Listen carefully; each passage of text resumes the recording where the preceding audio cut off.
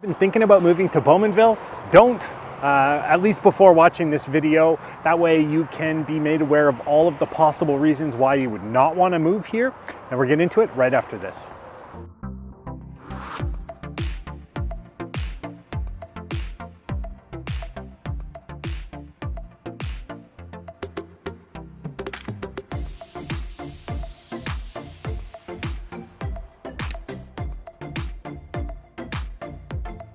Is going on. My name is Brad Gates and I'm a local realtor here in the Durham region.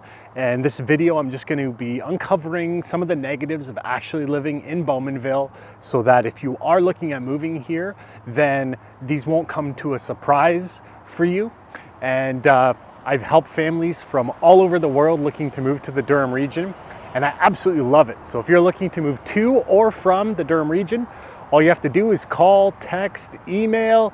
You can send the carrier pigeon, whatever is easiest for you. And I'm here to make the move and relocation go so much easier.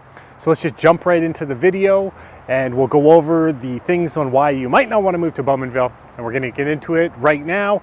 And the first one has to do with limited services. And what I mean by that would be like internet and cell phone. So that's an actual con that's listed on the internet for people who are looking to move here.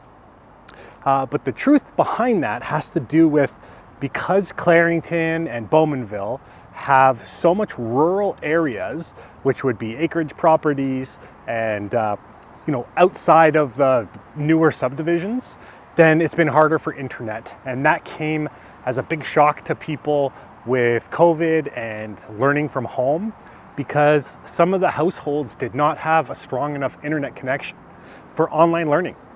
And I think that's where it really came to light. And it's the same thing if you are reliant on a cell phone.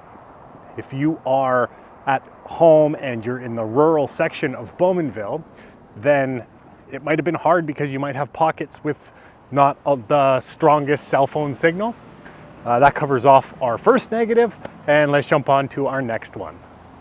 Our next con has to do with the distance from Toronto. So if you are in Bowmanville, you're about 80 kilometers east of Toronto. So if you need to go there for work or specialist appointments, anything like that, you might find yourself commuting. And so this is kind of like two cons in one.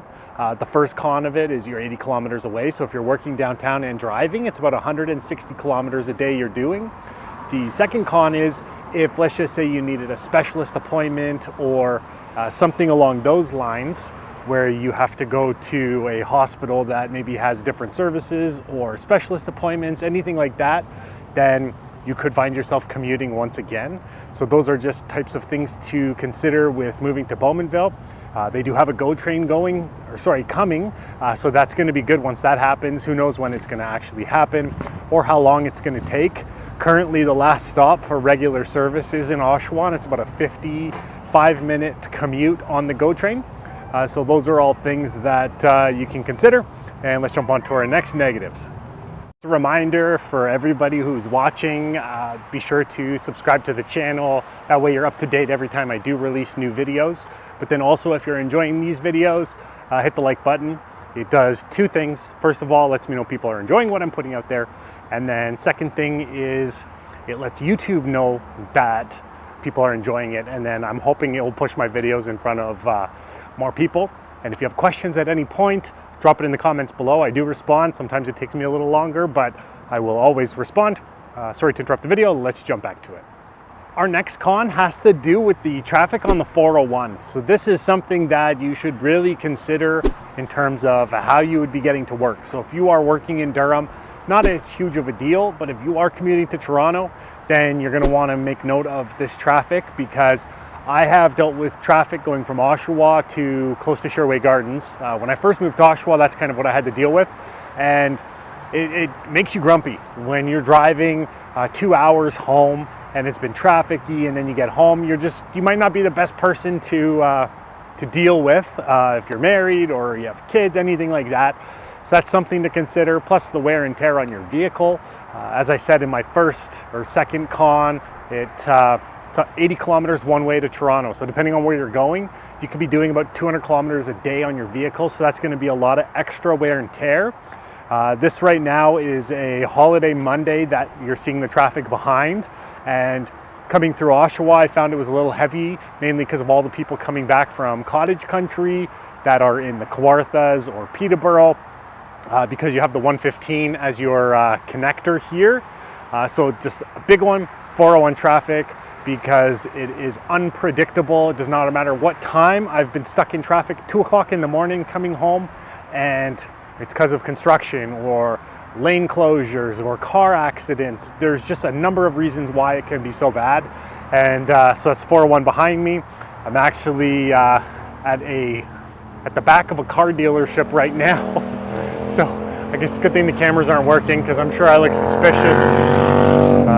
Yeah, that's a good little motorcycle driving by, but yeah, so this is kind of where I'm shooting this part of the video. So that kind of covers off this negative of moving to Bowmanville.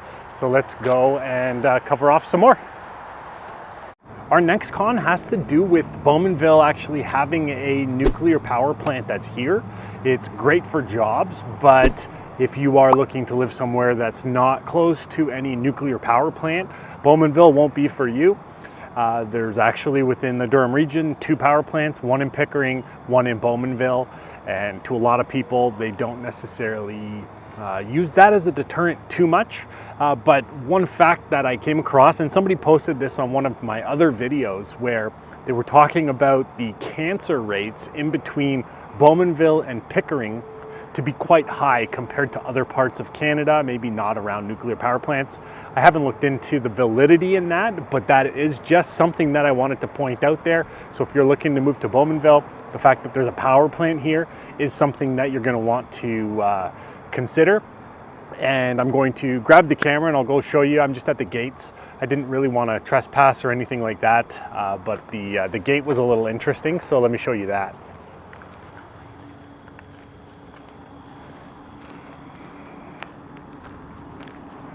Yeah, so it's private property, site rules beyond this point, which is right there. It just says no alcohol, no drugs, no explosives, no weapons. Then you have the no marijuana, no pills, and that the facility is patrolled 24/7 by armed responders. So that is just, they do take this seriously. And this was the sign right there that actually prevented me from driving any further. But I have the drone up into the sky and you'll be able to see it. So yeah, well, that was the video. I hope you enjoyed it. If you did, be sure to like it. Be sure to subscribe to the channel. Lets me know people are enjoying what I'm putting out there. I appreciate everybody who's watched, all the families who have reached out from all over the world. I absolutely love it. So if you are looking to relocate or move to the Durham region, specifically Bowmanville, if you're watching this video, all you have to do is call, text, email. You can send the carrier pigeon, whatever is easiest for you. And I'm here to make your move and relocation go so much easier. Thanks for watching. Be sure to check out the other videos on my channel. I do have a few more Bowmanville videos, more coming. That's another reason you're going to want to subscribe, so you're notified when those videos do release. Again, thanks for watching, and until next time. What the heck is going on with this real estate market? It went from earlier this year being super high to what it is right now, and it's just slowed down so much. Quickly, some of the factors determining this: interest rates going up, and then you also have inventory went up as well. So both things went up, allowed buyers to have more choice, and you're seeing it. There's listings that are getting tons of showings, just people are scared to buy. They don't know what's going to happen. They're worried they're going to buy now and then the prices are going to drop so much. I don't feel that's going to happen, just based on all the people coming to Canada and the fact that inventory is shrinking down again because people are not getting the prices that they were getting in January, February, March, April. So that's just a quick summary of what's going on.